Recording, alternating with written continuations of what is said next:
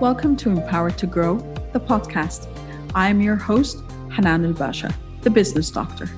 Following our conversations with empowered women who woke up one day and consciously claimed, I am more than enough, I am worthy, I am empowered to grow. And along their empowering journey towards realizing their own potential and their quest for growth, they became a beacon of hope and guidance for others. May you also find your inner power to grow. Hello, everyone. Welcome to another episode of Empowered to Grow podcast. This is your host, Hanan Basha. Today, I am yet again very honored to have a dear friend of mine who we possibly haven't seen each other in about 20 years. We're graduates of the same university again, so another AUC alumni over here. And we used to work in the Caravan, which is our student newspaper, together. So that was another added. And lately, we also, I think turning 40 was a major role in our lives where we started realizing there's more to life and there's more to us than that. She is a professional marketeer, and yet she is a junkie on self-empowerment. And she found her mission to go out and empower people with knowledge about self-development, about the field of finding yourself and about finding your purpose.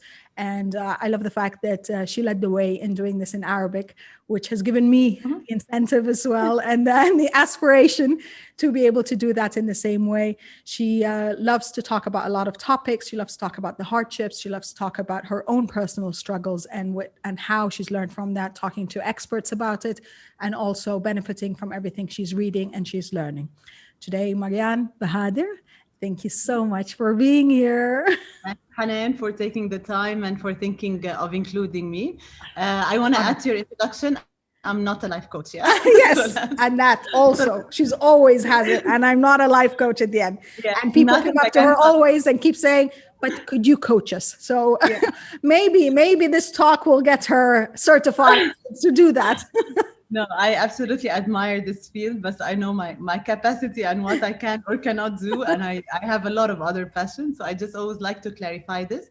Like you said, rightly put, I'm just a junkie on self-development. And like you rightly put, turning 40 was the time where I felt I, as a person, have a lot to work on. And I was always in denial. I thought I'm the happiest person, the most successful, a great mom, a great career, great this and that. And then I realized that under all of this, there's really lots of issues that I need to work on. And it happened coincidentally, but since then I became obsessed by this, like learning more about myself, understanding me at a deeper level and learning how I can be better, because only then I can be a better contributor to family, society, you name it. So that's what got me in that space. That's why I said we haven't seen each other in 20 years, but our spirits are aligned on so many levels. So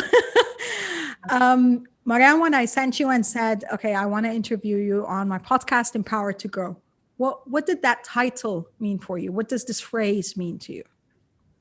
It's a nice phrase for sure. Empowered to grow. I have a bit of mixed feelings about the word empowerment because it became a lot more used and abused kind of thing. Yes. And now everyone is talking about empowering. And to me, it's a little bit abstract.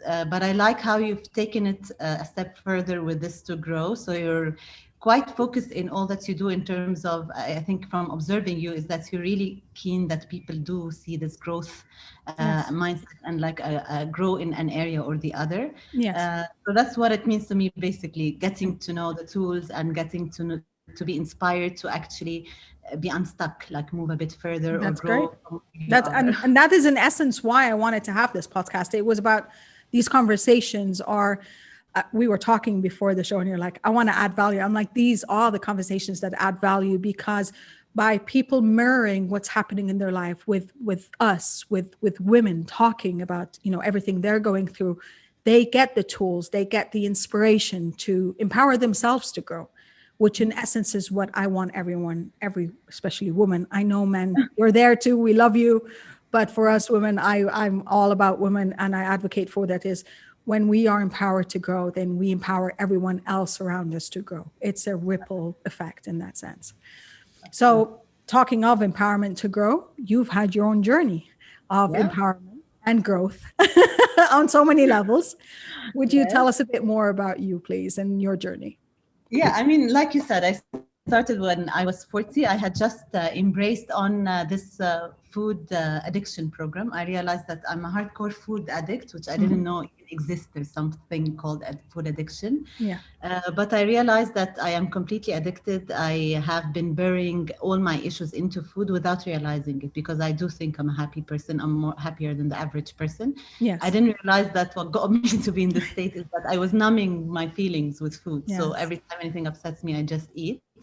And this Yes. program was very nice because it really opened my eyes to my pattern, what makes me go to food, and so on. I cannot say that I'm recovered or that I'm not struggling, because I'm trying to go back on that program. And every week I don't follow through. And it's very hard for me to maintain it for life. But some people are able to maintain it for over 20 or 30 years or for a lifetime, for all it matters. But it's a journey of understanding a lot about yourself, about your upbringing, about your emotional drives, about what gets people to eat, and about what triggers you from a physical point of view as well, not just the emotional aspect. But some food is bad for some people, full stop. Like, it gets them to overeat and gets their cravings to light up and fire and so on. So I Potatoes started. for me. You can't I'll eat them stop. in any form. Yeah, exactly. And I won't So stop eating until it's done. very true. So some food is healthy by nature, but it just takes us into a very dark hole of endless eating. Yes. So I think getting to understand all of these things has been a very eye-opening, obviously, experience. In parallel, obviously, I also started thinking, okay, what do I want to do career-wise? I decided that if 9 to 5 is not allowing me to focus on myself at all, because at a point you reach a very senior level and it doesn't become nine Yes. to five, it becomes 9 to 9. If not more, it becomes weekend. And then Yes. if I'm already at that level, like, is this how I want to continue the rest, or is there a model that I can sort of explore? And I decided I want to really give consultancy a time. I want to work in the startup space, and I want to be able to contribute to small businesses as well as big businesses when it comes to strategy. And I want to be in that strategy place and not just day to day executing and a lot of Yes. operational pressure and so on. So it was nice for me that as well I was able to pave the way to do that, and I started working in this. And it's been quite a nice journey, because I thought, how am I going to get there? Starting very old, I'm one person team and so on. But somehow I think when you set the intention and just That's true. take baby steps, somehow a year or two down the line, now everything is in place, and it's exactly the vision that I sort of aspire to achieve. Obviously I can do more of everything, but I'm very proud that I was able to try everything that I set my mind to try. And some stuff I try and it's exactly how I envisioned. Others, once you're doing it, you're Yeah. like, it looks so fancy on the Yeah, I outside. know. Like, no, that's And not what I wanted. yeah, this is taking me back to 20 years Exactly.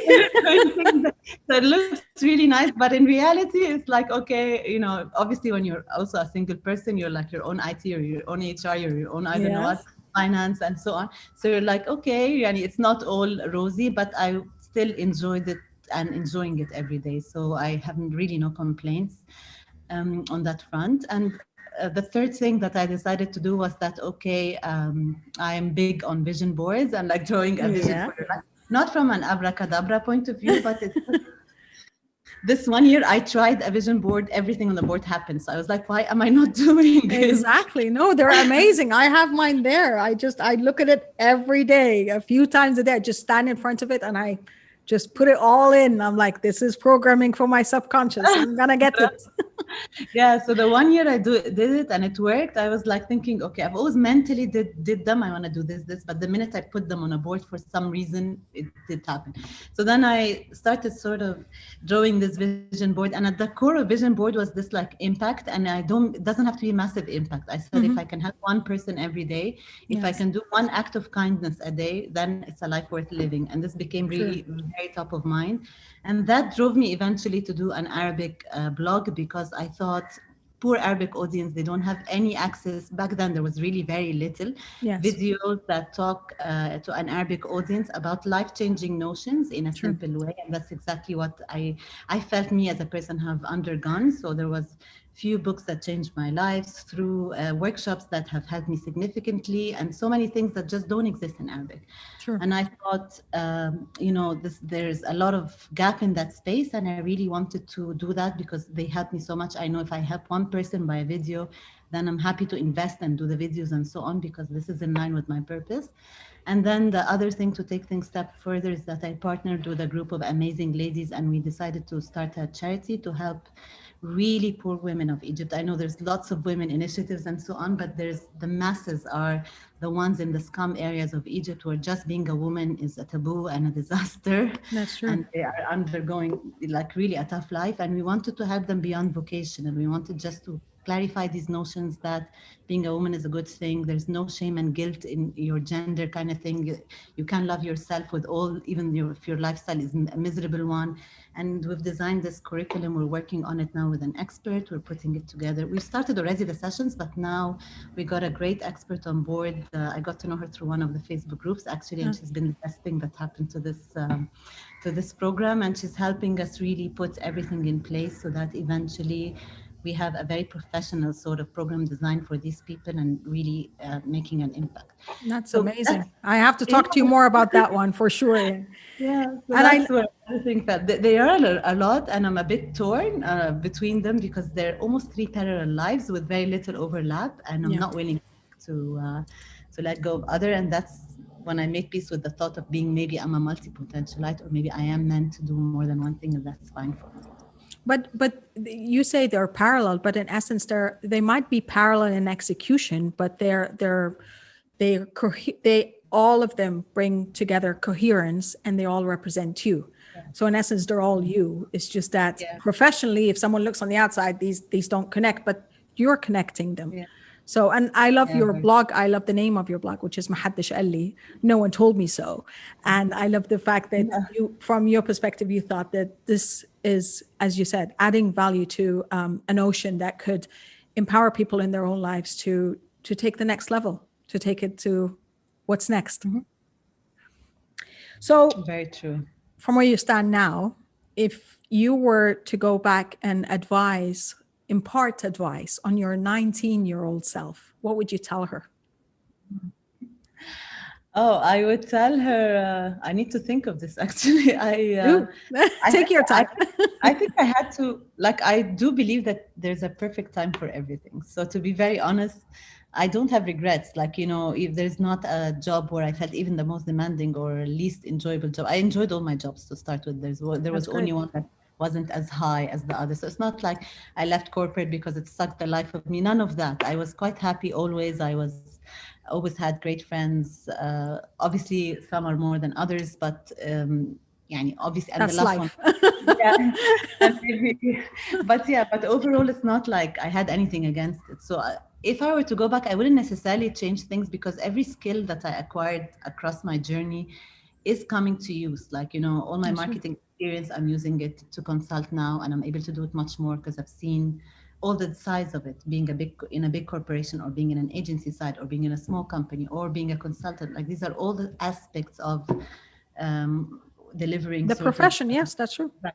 So I think it has all been useful. I do believe there's a perfect time and place for everything. I think I would have just liked to know that I'm a food addict earlier on. Enjoyed some years where I'm thin and young, And where Like, it's easier to kind of, I'm doing a diet. I lost 5 kilos this week. I used to do that all the time. And then suddenly it's like, I gained 20. Interesting. very true. Very true. So like now, when I get very thin, I look 10 years older. So it's like, it would have been nice to have been doing this. I think this is one thing for sure I would have liked to know earlier. But I don't know. I do believe there's a perfect time. I do believe I am exactly where I'm meant to be now. Exactly. I don't beat myself if I fall behind targets, or anything on my vision board falls apart. I just believe that it's not meant to be now. So I have this really inner peace with That's great. with life overall. Yani. That's great. So if we go with a time capsule and go on the other end of the spectrum, what would you like your 90-year-old self to thank you for? No, my 90-year-old self will definitely thank me for living a very rich life. I think That's it great. will probably kill me, or like want to kill me for. No, I think actually the essence of a rich life is to elongate your healthy life in a way that enriches other people's lives as well. Yeah, no, I think it will thank me for, like, I don't have a regret. There's not one thing that I wanted to do and didn't do. And this applies even to sports. Like, I went and pushed myself into aerial silks. And aerial silks, if I go to class, most of the people with me are either gymnasts or people who are like performers. I am nowhere near these people. But I wanted to do, I want to fly like a bird because obviously when you've been held down with weight, the minutes you release it, you're like, you're like broken free. So Yes, yes. there's nothing that I want to do that I don't try in a shape or form, be it a dance class that, is weird, or be it a sports that, you would think 10 times before you start. So I Yeah, think my old self will really thank me, because I don't think I'll look back and say, oh, I wish I tried this. And honestly, that's there's great. nothing. So I think it will thank me on that regard, but it might be like a bit mad of me in terms of if I should have maybe focused on one area more than the other, or not burnt myself out too much, because obviously with this compulsive nature of mine and me wanting to try everything, I think there's an element of FOMO that I'm working on to try and understand, We all are. We all are. if it Minus needs certificates, healing. apparently. Obviously behind you there's lots of them. That was Yeah. before. I'm still healing from that area as well. Exactly. So that's exactly it. I actually started speaking to people, if I need to heal that, if there is an underlying void that needs healing, that I'm always keen to do more and more stuff But to. as you said, I mean, when you talk about trying out new things and stuff, there isn't really a FOMO to it, because we're always exploring and finding out ourselves. Like, wouldn't I tried aerial silk, by the way. I nearly dislocated my wrist, but I still tried it. I'm like, let me see what that works. And I realized, okay, that's not for me, but I'm more of a CrossFit kickboxing kind of person. I never thought of myself as a weightlifting kind of person. I had a blast doing that. And I Yeah. think that I wouldn't say that that is associated to FOMO. FOMO is the being engaged and present for everyone and everything, just because for people who don't know, FOMO is fear of missing out. And it is putting yourself out there, it's stretching yourself out too thin, that you're compromising your own well-being and your own mental wellness along the way. That what you're going through is not FOMO. It is you're exploring your passions. And yes, some things will continue because they don't drain you and they don't suck the energy out of you. And other things you will find that they flow with you. They just align with you. And that is a beautiful thing. And with Very. sports, I think we should try all sports, by the way. That's true, but I think there are two things that you said that maybe you're better at me in. Like, you come to terms with, maybe it's not meant for me. I Mhm. have this really childlike attitude to life, where it's like, logic doesn't sit into the mix. It's like, it's obviously not good for, or not a fit for me, but no, I'm not a quitter, and no, I want to do it. Like, but I'm gonna keep at it, and one day it'll crack. And I do believe, and then maybe it's part of me also. That's why I don't believe in limiting beliefs, because like my natural mindset towards things is that really everything is possible. And there Yes. was a point not long ago where I was like very close to taking figure skating, because I'm dreaming to one day perform a figure skating dance and so on. And I Why know it's not? like, why not? Exactly. But it's all these things where it's like, okay, and you do it as a hobby, but to perform, yeah. So I have this childlike optimism that, No, makes but things a but bit come but to mind. actually, that's a beautiful thing, Marianne. That's just a beautiful thing to hang on Come to on. in this time and world, in this time and era that we're in. And as you said, where we're being bogged down by the limiting beliefs, and we're being told that you can't and you shouldn't and you won't.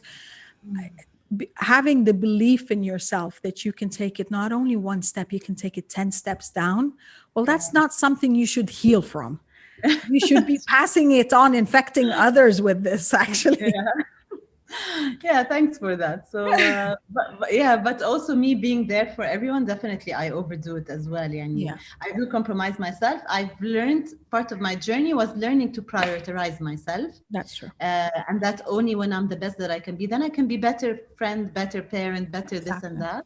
But there is still an element of me where, and I'm a bit selective, I have to say. I'm not there for everybody, but for those that I'm there for, I'm over there for. Yeah, I'm like, Yeah. I would drop everything and just be there. And so there's also part of this, like, I like how you put it with the FOMO part. So I do think I have a bit of it, but you're right. It's Yeah. not all bad, and I wouldn't like Yeah, exactly. Hang on to whatever you can hang on with.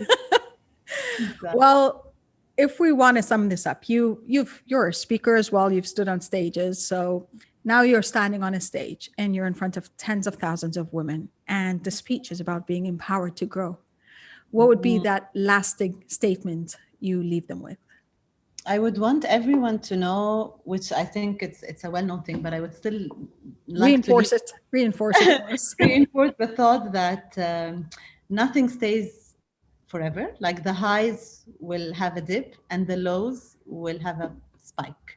So I would always like people to know that not because everything is flowing in your direction, and we all go through that. And like one week I get picked up by a mental health platform, and I'm all over the news, and I have no clue where did this come from, and so on.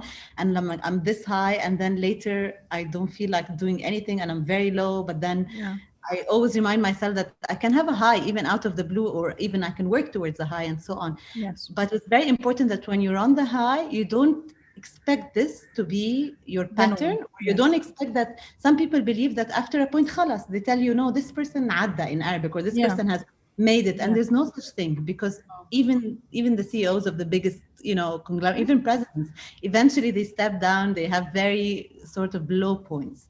So I would like everyone to know that in the high, don't take it for granted, and don't think, oh, it's here to stay. And in the low, don't be discouraged thinking that, you're stuck there. Yeah, exactly. So that would be the one thing. I love that, because that is true. I mean, sometimes, of course, not sometimes, I do get my lows and I do get my highs. And, the high is someone sends me a personal message like, thank you so much, I needed to hear this today. And the lows is like, I call them the tumbleweed posts, where just, I put something out and nothing. I'm like, oh my God, I lost it and stuff. And then I have to pick myself up again. But as you said, it's because when you do have the awareness, yes, you might know it, but you have to keep maintaining the awareness that you have to remind yourself, this is not here to stay, and I could get out of this. And even the highs, this is not here to stay. I have to still sustain it by working hard, and by, well, not necessarily working hard / smart / being dedicated, and just following your passion in that sense. And that's how you get to the next level. Well, it's a pleasure. Thank you. Thank you for being here, and thank you for being the genuine, chirpy, fun-loving, positive self of you.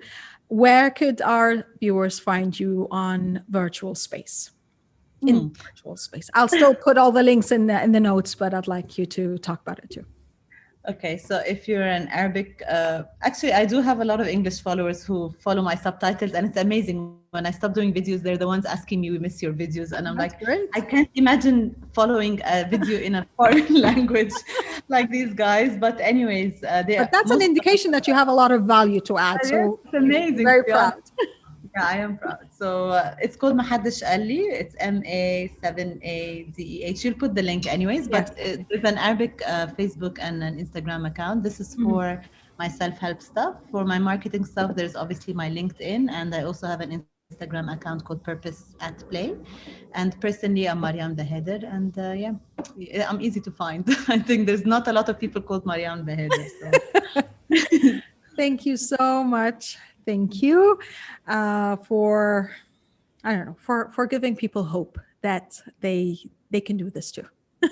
It's interesting that you use this line, because my life purpose after I did a purpose workshop was like, I'm the vibrant energy that sparks hope. And I've only written this on my WhatsApp message, and you're not on my WhatsApp. And I'm not. So see, I told you we're in alignment.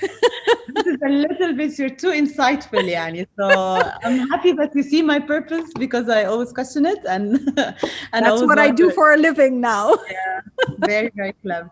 And thank you for all you do as well. It's quite nice to prove yourself to help the people the way you do. So thank you. I'm humbled and flattered, my friend. Thank you, everyone. As always, I'll always reinforce this message too. Empowered you empowers others. Love, abundance, and prosperity to you all. Thank you. Thank you for listening to the Empowered to Grow podcast.